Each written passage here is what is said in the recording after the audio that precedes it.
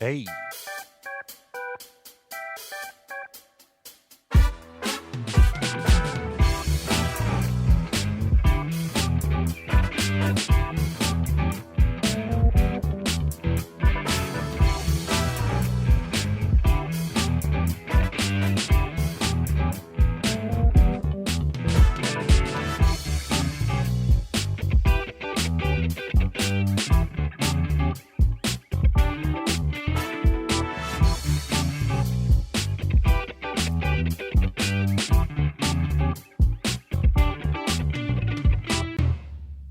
what's up, everybody? Welcome to Pressure Talk. I'm your brother Neely Bay, aka Mr. 23 and 6.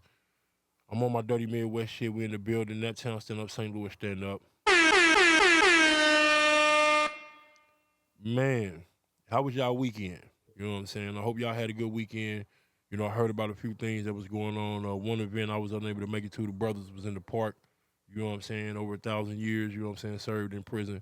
You know, they was out there showing love to each other. You know what I'm saying? It was a beautiful thing.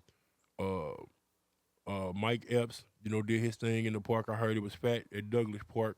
You know what I'm saying? Of course, we had a little bit of, violence going on in the city, but for the most part, it looked like it was pretty much quiet. You know what I'm saying on the set.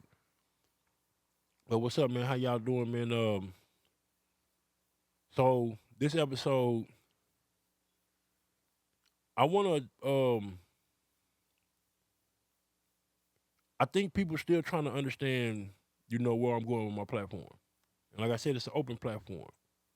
You know, we can almost, converse about damn near anything. But I had a conversation with my wife last night, and it's interesting that my wife sought out to she been wanting to, try to resolve, issues that she had with, her certain relatives for a while. She's been desiring this. She just didn't know how to, approach the situation. So another individual in her family decided to, get them all together and, you know, try to talk, I guess. Unfortunately, when you have people who are victims, or I'm not gonna say people who are, well, I'm gonna say people who are victims. When you're dealing with a people who have been victimized for so long, you have to go into a situation like that when it deals with problem solving. You have to go into it with an agenda. You have to be able to, understand emotions, how to read a room, how to read body language, how to read conversation, vocal cues, all these things. But a victim can never see that because the victim can't see past, what happened to them. Especially when there was no reconciliation in the situation. There was no closure. Victims don't ever really get closure. And we can never really see, for the most part, what that does as far as moving forward, building positive things, So when she attempted to, do this, it didn't work out because first and foremost, nobody had problem solving skills in the room.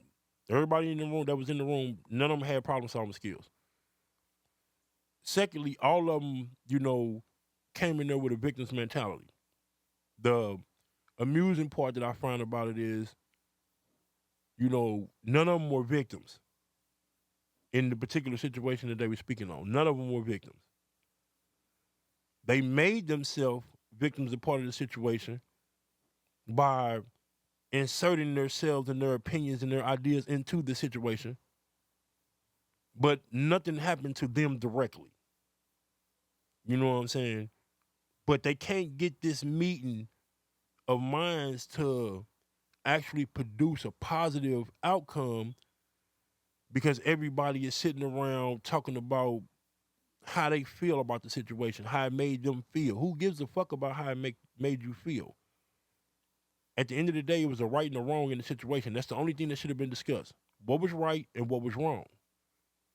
Now, once somebody put what they feel was wrong on the table, then you discuss why you feel it was wrong, and then the other person say why they feel it was not wrong. Or they can agree. This is how you solve problems.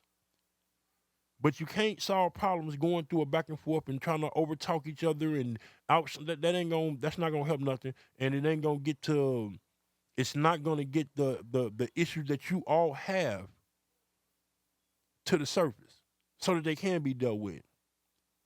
Because at the end of the day, man, everybody is doing the same thing. Everybody feel like they got some cards that they holding to their chest. You know, they don't want nobody to see my cards. You know what I mean? So they will never play like they supposed to. They'll only keep playing safe. They never play to win the game. They're just gonna play it safe. And when you do that, you can't win. You can't build nothing. You cannot build anything on that type of premise. It just won't work.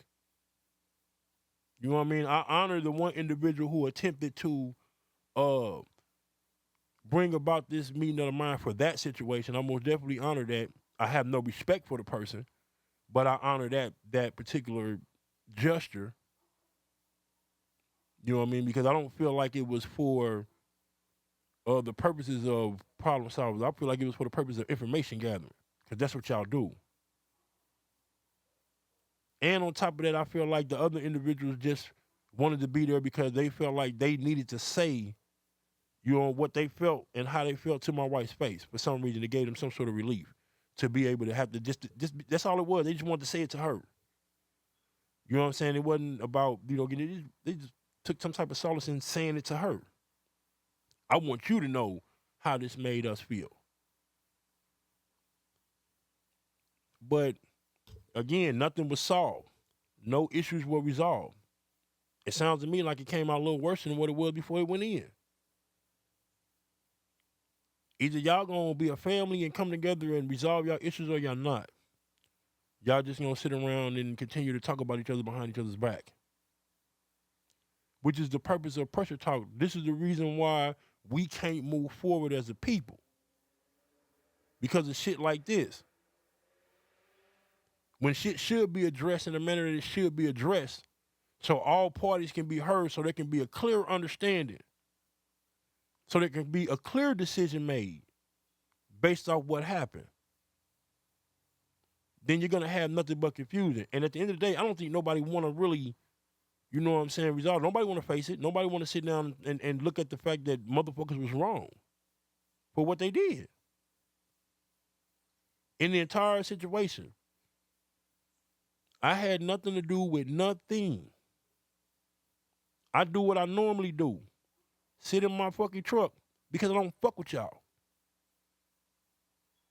It's just that simple. This is why I do what I do. I love my wife. I go around because I wanna make sure the kids and try to be communal and cordial and all that stuff. Man, listen. Like when y'all cousin came up to me that day and asked me in the truck, "What's up, big cuz? Why you ain't getting out?" Woo, like I told him, it's issues, bro. But see, I'm the type, I understand how to be in a room with people I don't fuck with and be cordial. I'm an Aquarius. I don't have, that's a gift. It's nothing. It's nothing. I don't need no motherfucker. I don't really care. I have knowledge and wisdom that I can impart on ones, but if motherfuckers don't want it, I'm going to do what Yeshua did. I'm going to knock the dust off my sandals and keep it pushing, man. Somebody going to take this valuable information and utilize it like they've done in the past. But at the end of the day, either y'all want to resolve this issue and move past it amongst yourself, or y'all don't. However y'all do it, man, you know what I'm saying? Like, have a clear point of view in mind, man. Have a clear agenda. And then move forward. Pressure Talk in the building, man. Brother Neely Bay, a.k.a. Mr. 23 and 6. Let's get it.